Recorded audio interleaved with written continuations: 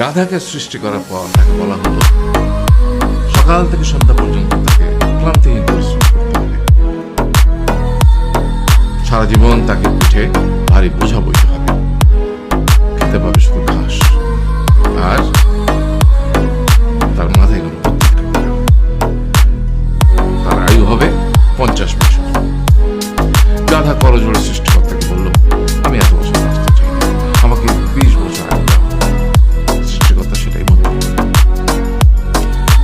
কুকুরকে যখন সৃষ্টি করা হলো তখন তাকে বলা হলো যে সে হবে মানুষের সবচেয়ে বন্ধু, কিন্তু সে খাবে মানুষের উচ্ছিষ্ট, এবং তার আয়ু হবে 30 বছর। কুকুর সৃষ্টিকর্তাকে বললো, আমি এত বছর বাঁচতে চাই না, আমাকে 15 বছর আয়ু দেওয়া হবে। সেটাই মঞ্জুর করা হলো।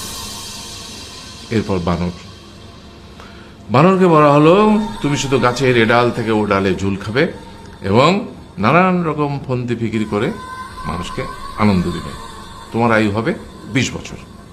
বানর বলল, আমি 20 বছর বাঁচতে চাই না, আমাকে 10 বছর দেওয়া হোক। সেটাই মঞ্জুর করা হলো। এবার এলো পুরুষ মানুষের পালা।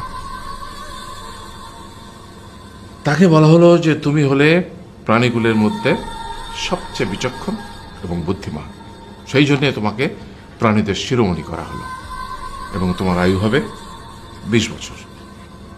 তখন পুরুষ মানুষ বলল, করজোড়ে বলল সৃষ্টিকর্তাকে যে 20 বছর আয়ু অত্যন্ত কম, হে প্রভু, আমাকে ওই গাধার সে যে 30 বছর আয়ু চায়নি সেটা আমাকে দেয়া হোক, ওই যে কুকুর 15 বছর ফিরিয়ে দিয়েছিল সেটাও আমাকে দেয়া হোক, আর যে বানর 10 বছর নেয়নি সেটাও আমাকে দেয়া হোক।